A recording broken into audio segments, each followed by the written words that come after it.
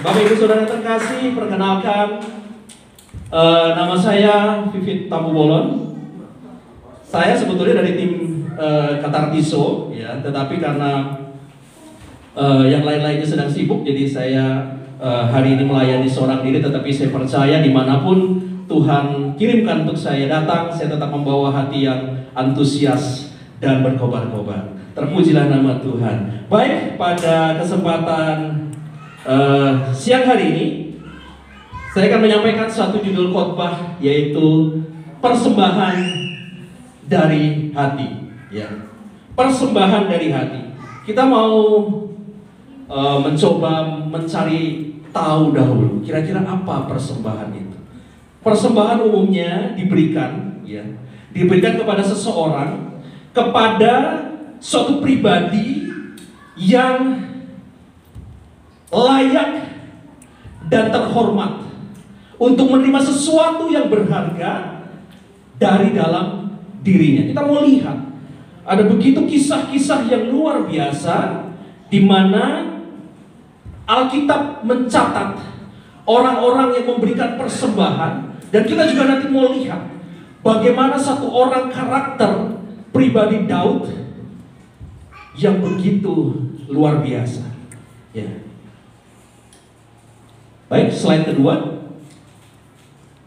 Kita melihat daripada beberapa tokoh-tokoh Alkitab yang memiliki teladan di dalam memberikan persembahan. Yang pertama adalah, kita tentu tahu nih, adalah Habel. Ya, dia ini adalah saudara daripada Kain. Ya. Pada Kejadian 4 ini, itulah pertama kali suatu persembahan itu dinyatakan. Kita mau lihat bagaimana secara sepintas saja bahwa karakter Habel ini begitu luar biasa dibandingkan dengan saudaranya, yaitu Kain. Kalau dikatakan di dalam Kejadian 4 tersebut diceritakan bahwa Habel membawa korban persembahan yang berkenan dan terbaik di hadapan Tuhan. Dia memberikan ternak yang terbaik untuk dipersembahkan kepada Tuhan. Maka dikatakan di sana, Tuhan berkenan kepada persembahan Habel. Wow, luar biasa, ya. Bahkan sampai pada saat terjadinya pembunuhan yang dilakukan oleh Kain kepada adiknya ini, darah Habel masih dapat untuk berteriak meminta keadilan daripada Tuhan. Ini pertama kita mau lihat karakter Habel yang memberikan persembahan terbaik daripada ternak yang dimilikinya. Kemudian Nuh, di dalam Kejadian 8 ayat 20 sampai dengan 22, kita juga mau lihat karakter seorang yang hatinya dekat dan melekat kepada Tuhan. Pada zamannya, kehidupan bangsa-bangsa, kehidupan daripada manusia pada masa Nuh, mereka hidup dalam kejahatan yang luar biasa, sehingga Tuhan menginginkan bahwa Ia yang tidak memusnahkan termasuk manusia dan segala ciptaan. Tetapi kita lihat bagaimana seorang Nuh bersama dengan keluarganya dapat membawa dan menyelamatkan. Bahkan kita sampai ada pada hari ini, kalau kita baca nanti lebih tekun lagi di dalam kitab Kejadian, kita ada bisa sampai dengan saat ini pun adalah bentuk daripada suatu persembahan yang disampaikan oleh Nuh pada saat Tuhan telah memberikan banjir, ya, yang luar biasa di muka bumi ini. Pada saat banjir sudah mulai surut, kemudian Nuh, kalau kita baca luar biasa, Nuh membawa korban persembahan, mezbah di hadapan Tuhan. Dan yang luar biasanya, mezbah, korban bakaran yang Nuh bawa itu adalah korban-korban yang halal, ya. Dan itu baunya harum dan menyenangkan hati Tuhan.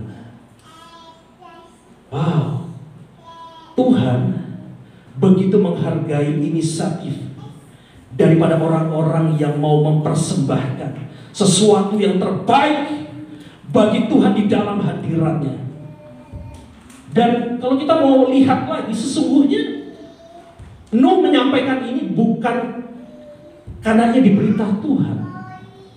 Nah, kita mau belajar nanti lihat bahwa orang-orang yang memberi persembahan kepada Tuhan selalu diikuti oleh inisiatif yang lahir daripada ketulusan hati. Wow, luar biasa ya. Karena korban yang berkenan darimu dan baunya harum di hadapan Tuhan, maka Tuhan berjanji Dia tidak akan kembali memusnahkan atau menimpakan kembali banjir yang seperti dialami oleh Nuh. Wow, luar biasa ya.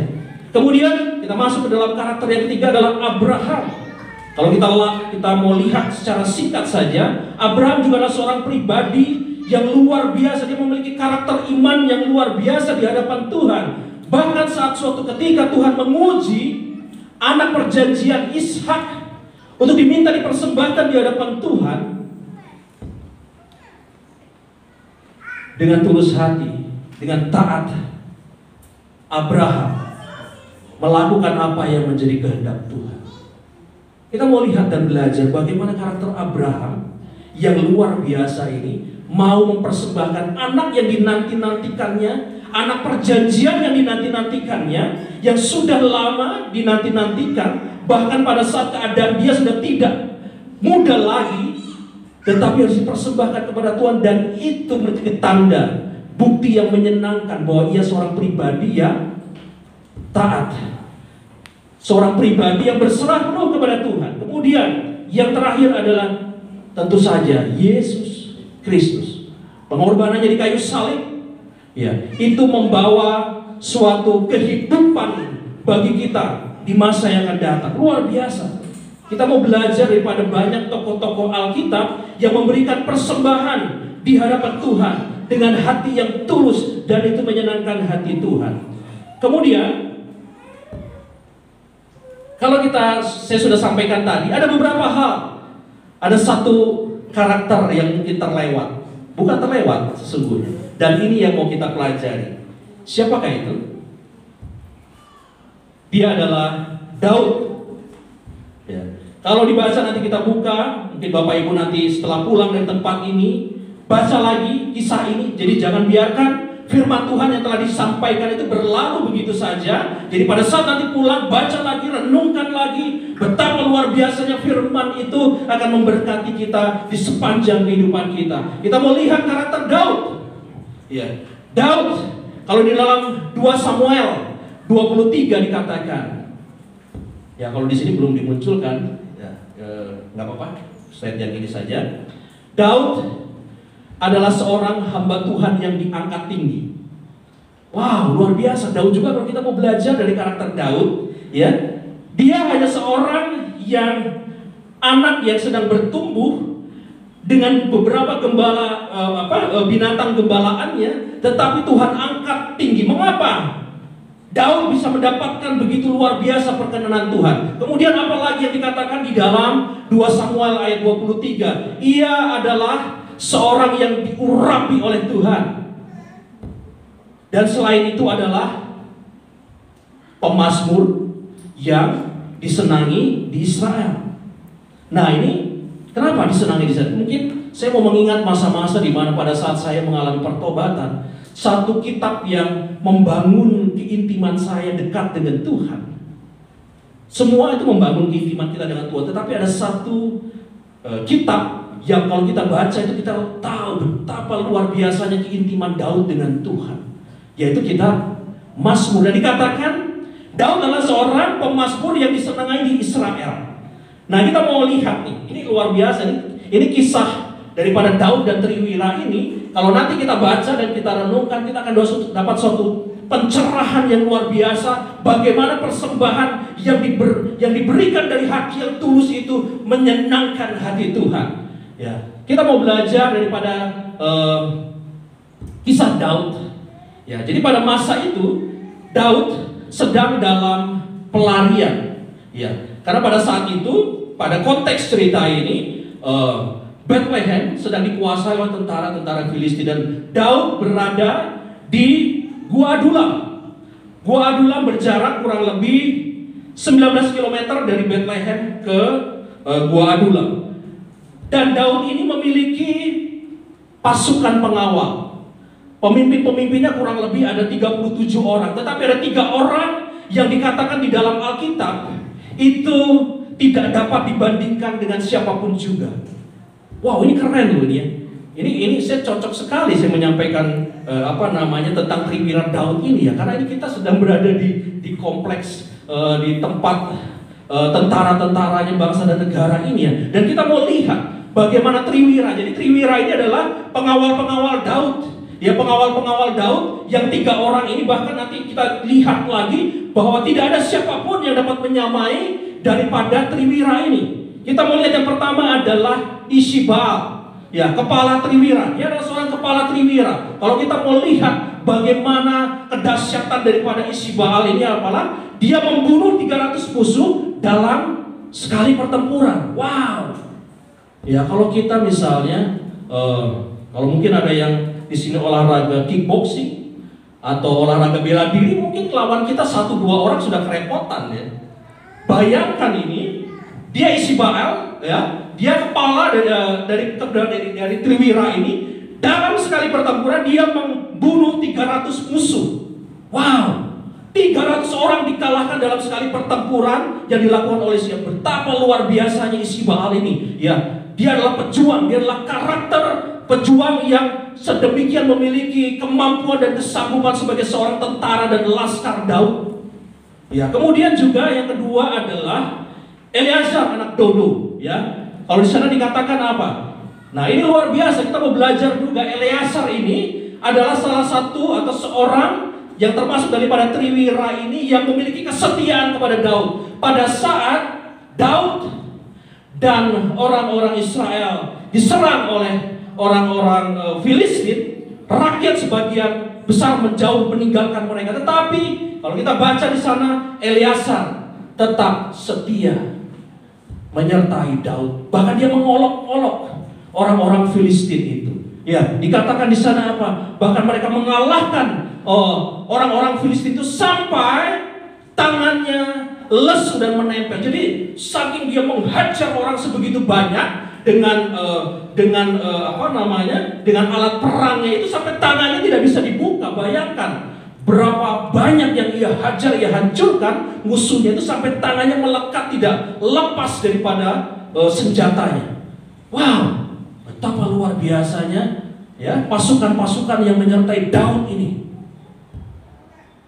Kita mau lihat karakter mengapa orang-orang ini ya nanti kita lihat berapa dicatat sedemikian rupa di dalam Alkitab.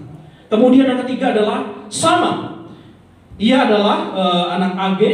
Ia meninggalkan pertempuran ketika pasukan. Jadi pada saat itu Sama pada suatu tempat di suatu ladang saat orang-orang Israel meninggalkan meninggalkan tempat itu, meninggalkan pertempuran. Kita lihat begitu kecil nyali orang-orang Israel. Tetapi kita lihat ada orang-orang yang bernyali besar.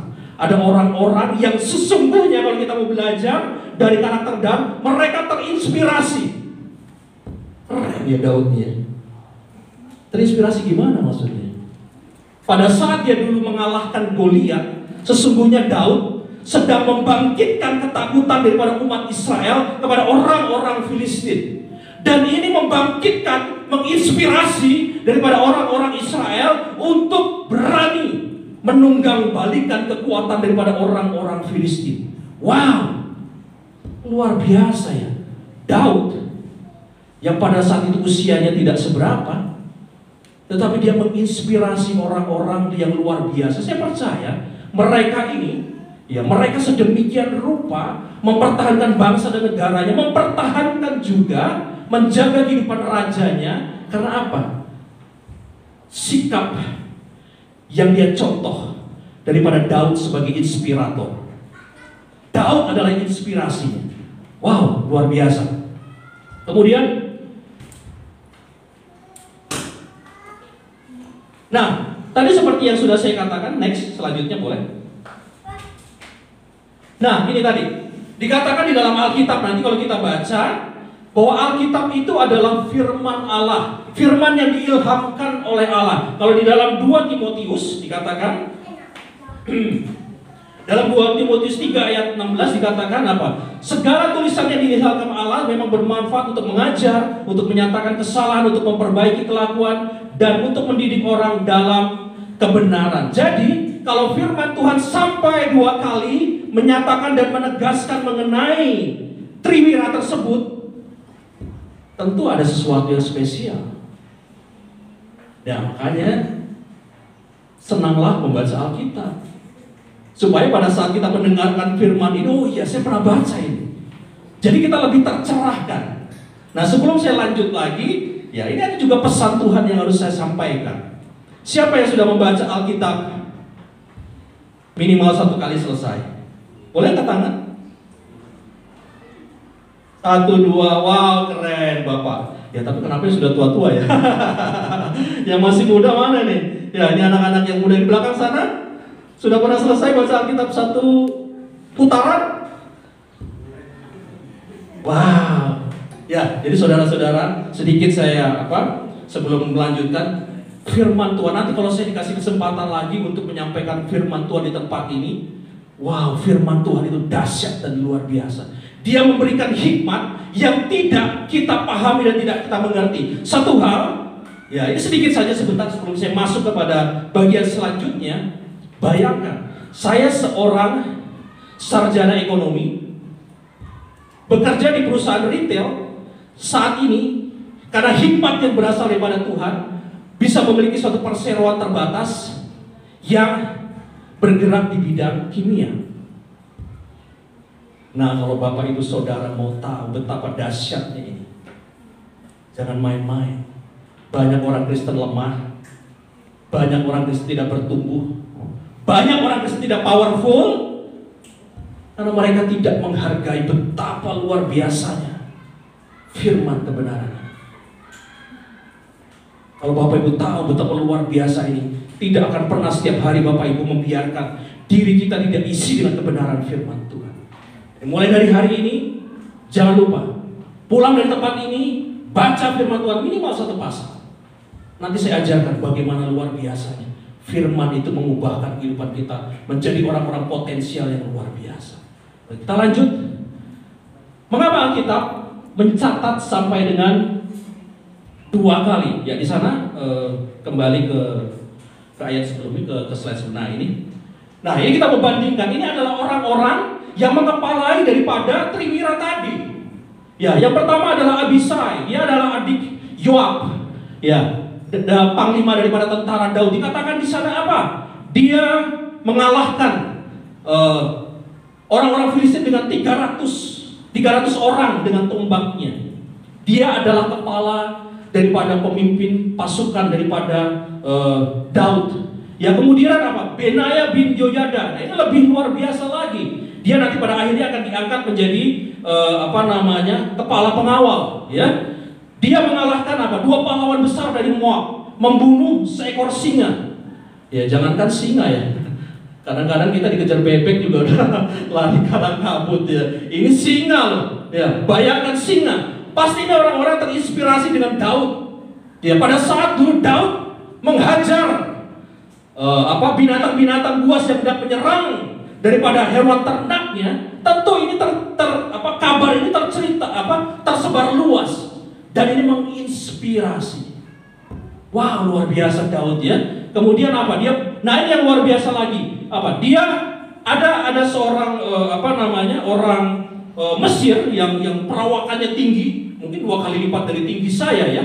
Ya, dia membawa tongkat yang besar, dia membawa suatu tombak yang besar, tetapi Benaya bin Yoyada ini datang hanya dengan satu tongkat. Bayangkan dengan tongkat dia menghadapi orang yang tinggi besar itu, diambil tombaknya, bahkan dihajarkan kepada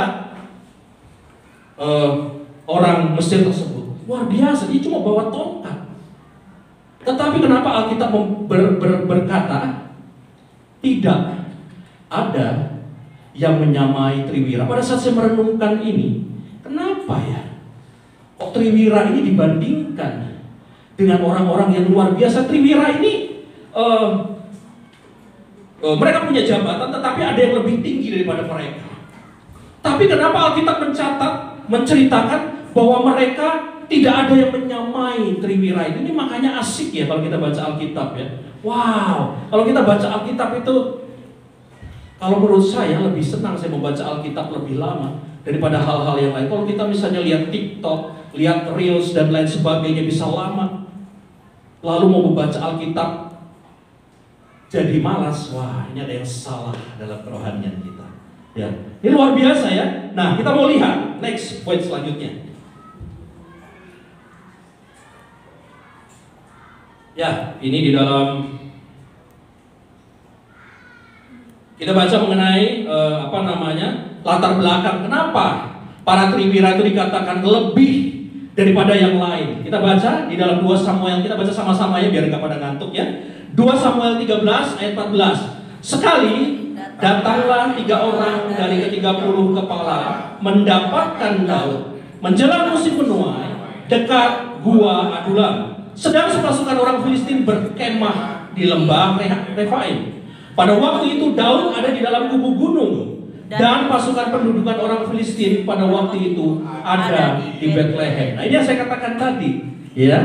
Jadi orang Filistin ada di bawah di lembah dan Daud berada di kubu gunung, ya. Nah, kemudian kita baca di dalam 2 Samuel 23 ayat 15, kita baca sama-sama.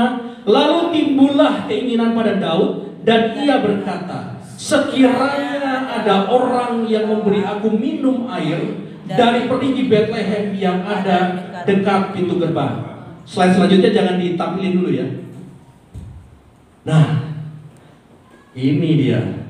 Kita mau lihat apa yang membuat Triwira ini spesial ya. Apa yang membuat orang-orang yang ada di sekeliling Daud ini luar biasa. Jadi suatu ketika pada saat Daud berada di kubu gunung, karena kubu gunung ini pasti tempatnya tinggi berbatu-batu dan tentu sangat air segar itu tentu sangat mungkin susah ditemui. Kemudian datanglah 3 Triwira ini datang kepada Daud dan Daud berkata. Jadi Daud itu sebetulnya sedang mungkin bergumam ya, atau mungkin juga sedang hanya sekedar menceritakan keinginannya. Wah, seandainya bisa meminum air daripada perigi yang di Bethlehem, dikatakannya. Cuma sampai situ saja, dia tidak memerintahkan para pasukannya ini untuk mengambil air. Dia hanya curhat, dia hanya cerita. Nah, tetapi kita mau lihat bagaimana karakter daripada pejuang. Wow, karakter pejuang. Ini loyalisnya Daud. Orang-orang yang setia kepada Daud. Orang-orang yang tahu isi hatinya Daud. Orang-orang yang termotivasi dan terinspirasi dengan apa yang Daud lakukan pada saat mengalahkan Goliat. Lalu mungkin ya, karena memang tidak dicatat dalam Alkitab, setelah Daud berkata-kata seperti itu, ketiga Triwira ini mungkin berkumpul. Pemimpinnya, tadi siapa pemimpinnya? Masih ada yang ingat? Isbaal. Ya, benar, Isbaal. Berarti terima kasih. Ya, Isbaal itu pemimpinnya. Hai pahlawan-pahlawan yang gagah perkasa, engkau telah mendengarkan tuanku Daud menyatakan kehendak dan keinginannya. Bersediakah engkau untuk kita mengambil sesuatu yang dapat menyenangkan hati raja kita? Lalu apa yang dijawab oleh Syama dan juga Eleazar? Ya tentu saja mereka siap, kami bersedia, aku dan engkau, kita sama-sama datang menerobos kepada perkemahan orang Filistin. Karena pada saat Daud berada di kubu gunung itu, di bawah itu, di Bethlehem itu sedang dikuasai oleh orang-orang Filistin. Jadi mereka bersepakat satu hati, mungkin juga, nah ini, mereka sedang mempersiapkan suatu kejutan, surprise. Wow, kalau zaman sekarang gitu ya, surprise buat Daud. Yuk, kita buat raja kita yang telah menginspirasi kita ini, kita beri kejutan yang menarik. Kita mau menyenangkan hatinya. Kita mau buat hatinya yang ingin hanya minum air daripada perigi Bethlehem. Itu mata air, itu sumur di Bethlehem. Dekatnya pun letaknya pun nanti kalau dibaca di dekat daripada pintu gerbang. Wow, pintu gerbang itu pasti dekat dengan orang lalu lalang. Ada penjaga-penjaga di atas menara. Belum lagi ada perkemahan daripada orang-orang Filistin. Betapa luar biasanya daripada Triwira ini akan menerobos masuk. Wow, kalau kita baca, coba kita, makanya firman Tuhan itu kalau kita baca, kita renungkan, kita imajinasikan, membaca firman Tuhan itu tidak membosankan. Apalagi di dalam pengurapan Tuhan. Kita baca, kita renungkan, wow, ini luar biasa ya. Mereka datang, mereka menerobos masuk dengan keberanian yang luar biasa. Hanya untuk apa? Hanya untuk mengambil air segar, nyawa, darah, taruhannya. Ya, coba sekarang saya tanya ini yang anak-anak muda di sini. Di sini ada saya pernah lihat ya, kalau nggak salah di Reels tuh ya. Ada salah seorang anak muda yang dimarah-marahin sama salah seorang tentara penjaga karena dia masuk seenaknya saja di makanya tadi saya tanya ke Pak Gembala tadi, kalau masuk harus gimana nih Pak gitu kan? Kan biasanya, karena saya juga takutnya asal masuk tiba-tiba ditodong kan juga nggak lucu juga ya. Ternyata nggak usah Pak, buka jendela aja gitu ya. Nah, kalau anak-anak muda nih misalnya ditantang, misalnya di Kopassus sana tuh, di Kopassus yang ada di daerah Batu Jajar ya. Berani gak bawa motor naik masuk aja gitu ya, masuk ke dalam tanpa izin atau apa, bawa motor gitu. Wah, ini kalau berani jagoan nih. Nah, ini mereka lebih daripada itu ya. Mereka datang masuk menyusup ke ke kemah orang-orang Filistin untuk mengambil air bagi Daud, hendak memberikan surprise. Wow, dia mau memberikan kejutan buat rajanya. Dia mau memberikan kejutan buat pemimpinnya. Luar biasa ya. Nah, kita mau lihat nih sekarang, apa yang selanjutnya yang akan terjadi. Boleh? Next. Nah, kita baca sama-sama lagi. Yuk. 2 Samuel 23 ayat 16. Yuk kita baca sama-sama. 1, 2, 3. Lalu ketiga pahlawan itu menerobos perkemahan orang Filistin. Mereka menimba air dari perigi Bethlehem yang ada dekat pintu gerbang, mengangkatnya dan membawanya kepada Daud. Tetapi Daud tidak mau meminumnya, melainkan mempersembahkannya sebagai korban curahan kepada Tuhan. Wow, keren ya Daud ya. Inilah sikap hati yang menyenangkan. Bayangkan, Daud mungkin memang pada awalnya dia memang ingin minum air daripada perigi itu, karena dibayang di dalam imajinasinya itu, di tempatnya yang serba kering, batu-batuan itu, alangkah nikmatnya jika aku minum air yang segar dari perigi di Bethlehem. Tetapi kita lihat sikap Daud. Dia tidak mau meminumnya, melainkan mempersembahkannya sebagai korban curahan kepada Tuhan. Kalau saya baca ini, tadinya kalau kita penggal yang belum pernah membaca Alkitab kisah ini, mungkin langsung diminum mungkin ya, sebelum saya potong tadi. Wah, ini pasti setelah dibawa oleh para Triwira itu kepada Daud, udah pasti ditenggak aja sama Daud gitu ya. Tetapi kita mau lihat, kenapa Daud memiliki sikap hati yang menyembah. Kalau saya renungkan ini, mengapa Daud hatinya berkenan di hadapan Tuhan. Hati Daud menyenangkan hati Tuhan.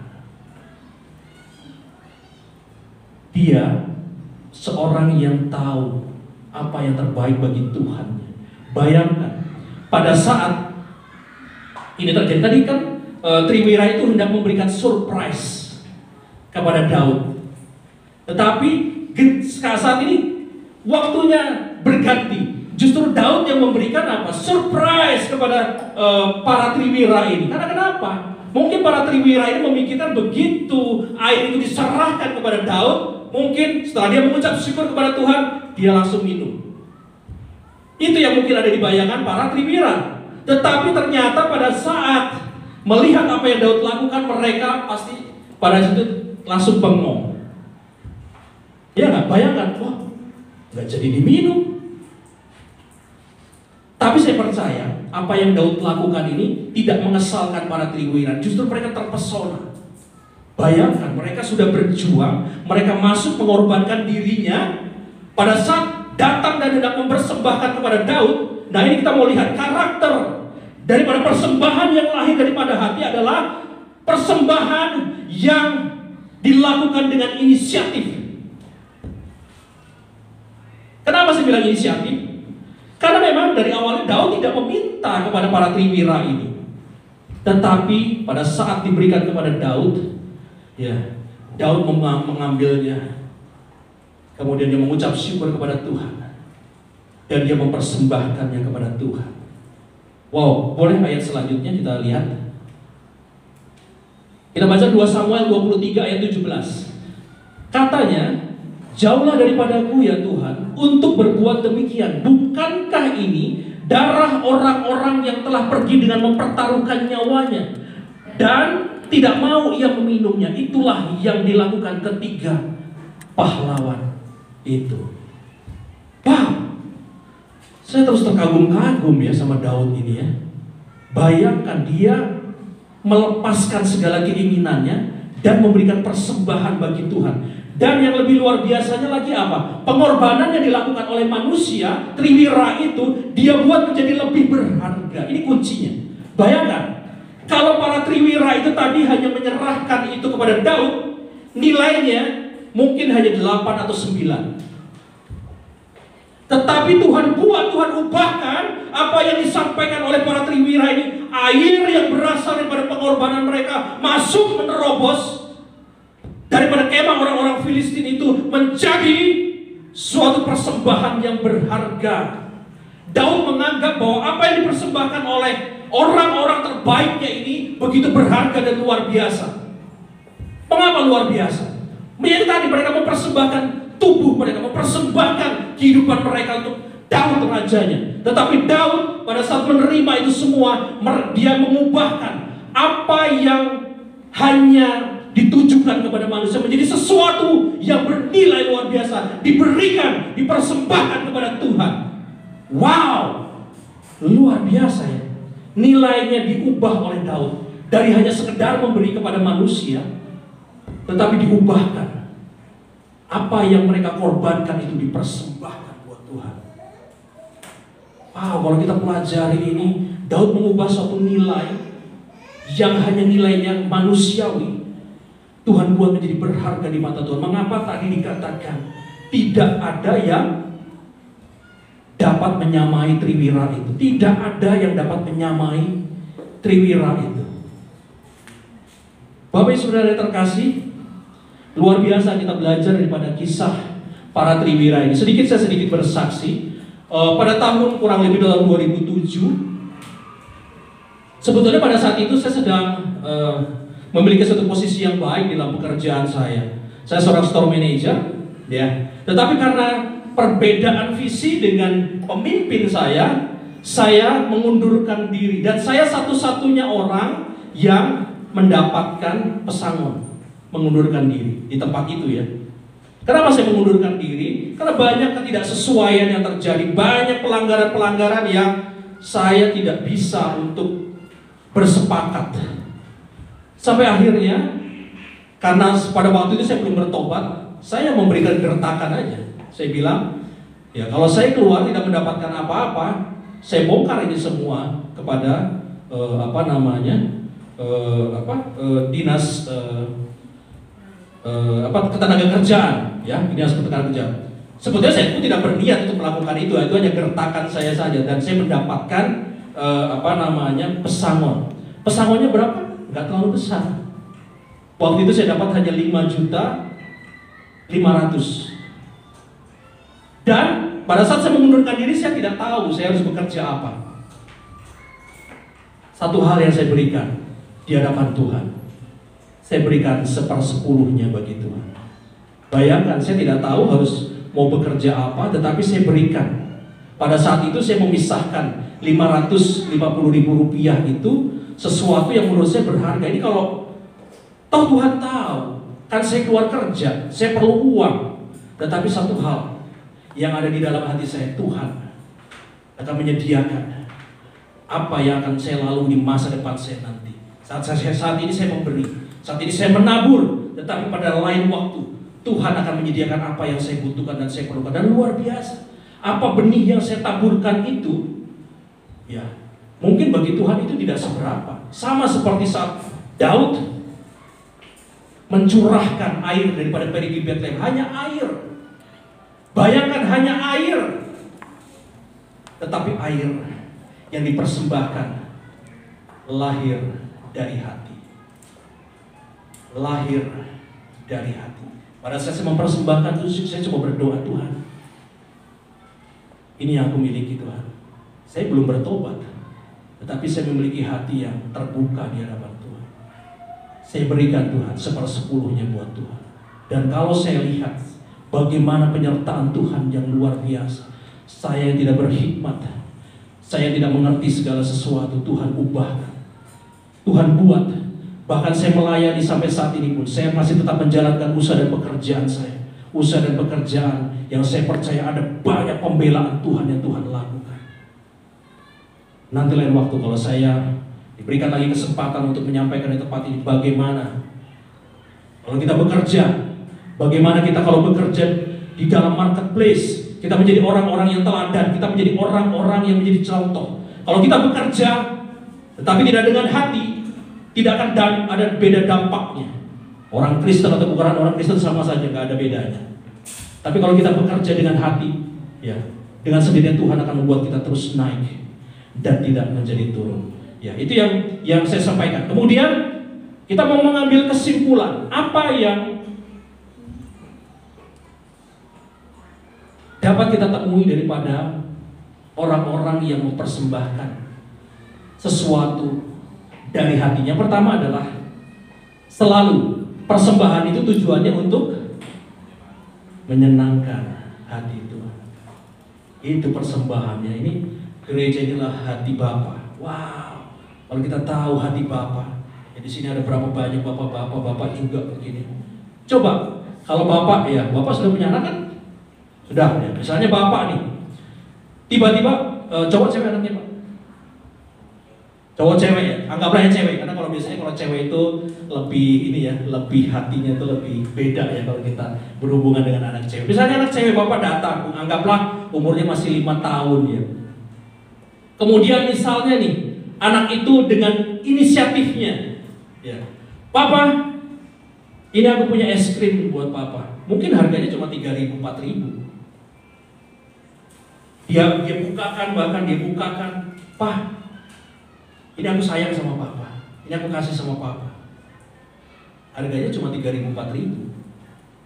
Tetapi saat anak itu memberikan, ya, dengan hatinya buat papanya, buat bapaknya, wow, itu menyenangkan hati Tuhan.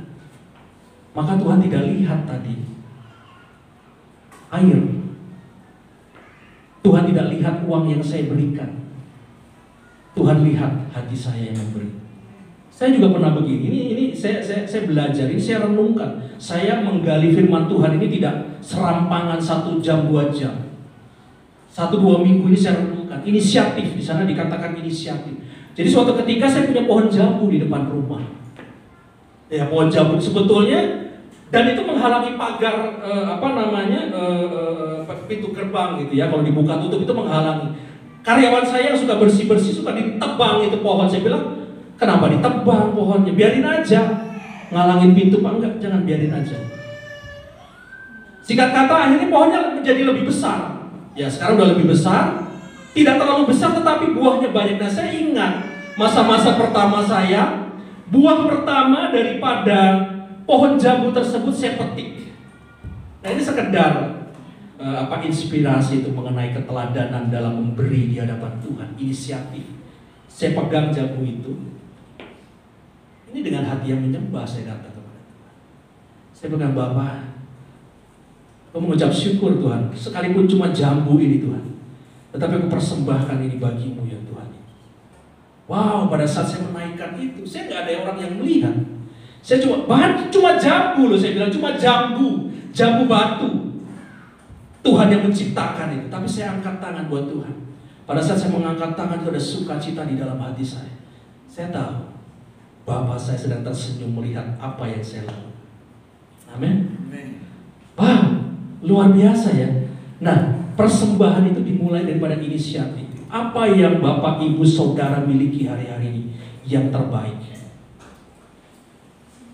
Kalau misalnya saya tanya, saya nggak usah ngomong persepuluhan dalam bentuk uang. Kita diberikan karunia waktu 24 jam oleh Tuhan. 1/10-nya saja 2,4 jam. Saya mau tanya, di dalam Markus 14 ayat 38 dikatakan apa? Ayat sebelumnya dikatakan, tidak sanggupkah engkau berjaga-jaga 1 jam? Baru ayat 38-nya dikatakan apa? Berjaga-jagalah dan berdoalah supaya kamu jangan jatuh dalam pencobaan. Roh memang penurut, tetapi daging lemah. Ada di sini yang mau saya tanya, yang membiasakan diri berdoa 1 jam setiap hari. Boleh angkat tangan? Luar biasa dan diberkati Tuhan. Wah, luar biasa.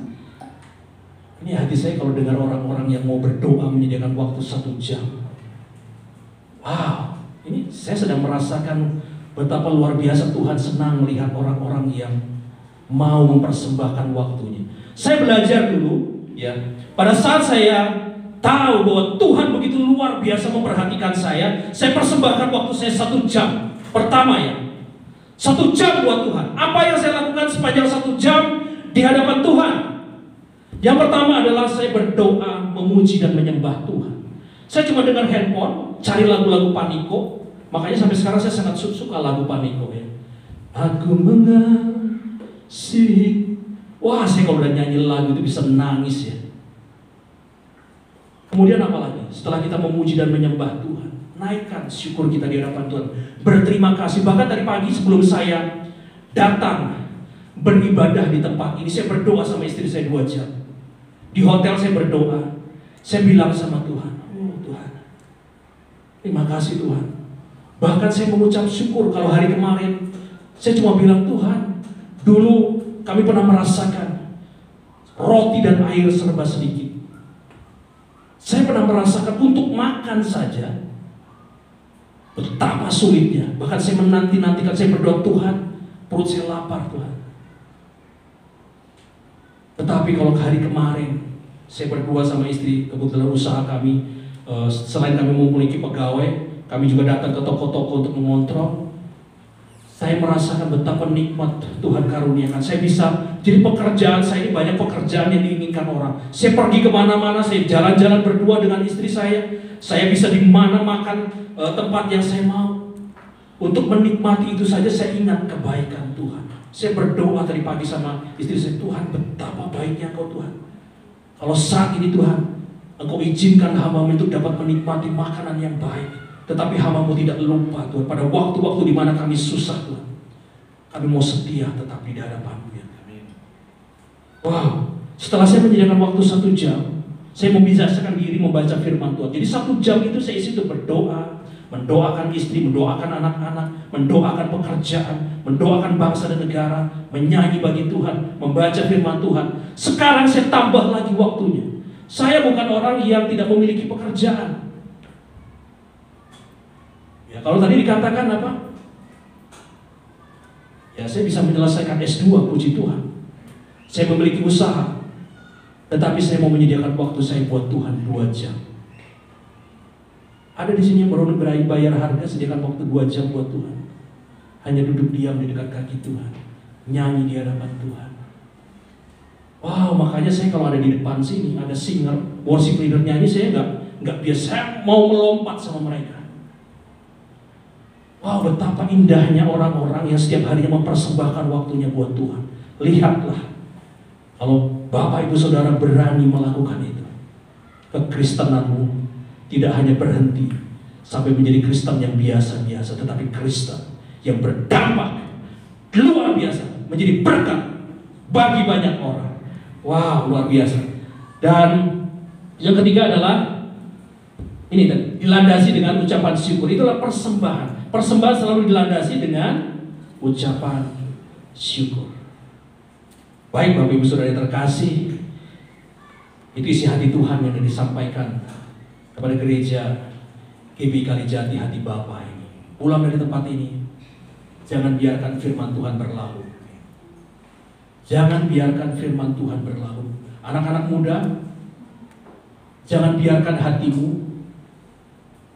suam di hadapan Tuhan. Kejar Tuhan dengan segenap hati. Wow, engkau akan diubah Tuhan jadi generasi-generasi muda yang luar biasa. Bergetarkah hatimu saat engkau menyanyi lagu buat Tuhan? Bergetarkah hatimu saat engkau berdoa di hadapan Tuhan? Apakah hatimu bersuka cita saat engkau duduk diam di dalam hadirat-Nya? Mari saudara-saudara yang terkasih, pulang dari tempat ini, bawa hati yang menyembah, bawa hati yang mau mempersembahkan yang terbaik di hadapan Tuhan. Dan saya percaya gereja ini akan semakin luar biasa diberkati oleh Tuhan. Sebab akan ada orang-orang yang bersorak-sorai karena kasih setia Tuhan yang dinyatakan atas tempat ini. Tuhan memberikan dan memberkati gereja ini mulai dari sekarang dan seterusnya. Berikan kemuliaan bagi Tuhan. Oh, terima kasih Bapak.